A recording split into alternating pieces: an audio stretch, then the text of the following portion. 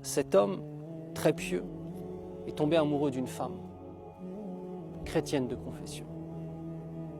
Toutes ces adorations qui sont derrière lui. Il voit cette femme et il tombe amoureux d'elle.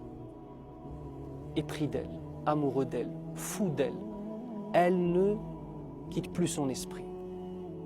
Dans ses adorations, il n'arrive plus à se concentrer. Il ne fait que penser à cette femme.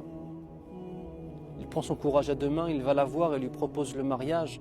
Bien évidemment, pour le mariage, il faut qu'elle se convertisse à l'islam. Elle lui dit « J'accepte de me remarier avec toi, avec l'accord de mon père, si toi, tu deviens chrétien. » Elle a dit « A'udhu billah, jamais. » Et la femme lui dit clairement qu'il ne peut pas. Il rencontre le père discute avec lui et voit, parce que ces hommes-là étaient des étrangers, il voit que ce musulman-là, qui était connu dans la communauté musulmane, s'il devient chrétien, c'est un argument pour appeler les autres musulmans à la chrétienté. Et notre homme pieux de refuser. Mais notre homme pieux de ne plus dormir. Notre homme pieux d'être dévoré par la passion et par le désir de cette femme.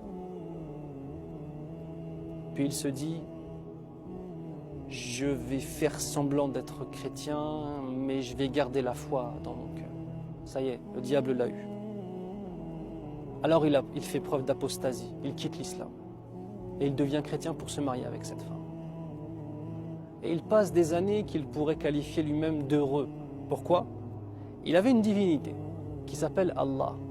Et il a pris cette femme comme étant une divinité en dehors d'Allah, tout simplement. Parce que l'amour absolu, c'est celui qu'on donne à notre Seigneur. Et si l'amour d'une créature te fait quitter l'amour du Créateur et l'adoration du Créateur, c'est que cette créature, tu l'as pris comme divinité en dehors d'Allah. Et après un certain nombre d'années, un matin, il se réveille et son épouse lui dit « Je ne veux plus de toi. Tu es un homme qui n'a strictement aucune valeur. Tu as délaissé ton Seigneur pour une femme et pour un plaisir de la vie d'ici-bas. Je ne veux pas être avec toi. Et moi aussi, je vais quitter ma religion. Mais je ne vais pas quitter ma religion pour aller vers la religion du faux. Je vais quitter ma religion pour aller vers l'islam. » Et elle lui dit « Bismillahirrahmanirrahim. Qul huwa Allahu ahad. Allahu samad.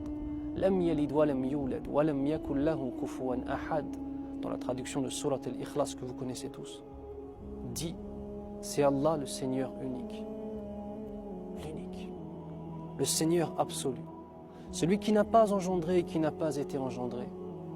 Et dont nul ne peut atteindre l'égalité et qui n'est égal à personne. Ashhadu an la ilaha illallah wa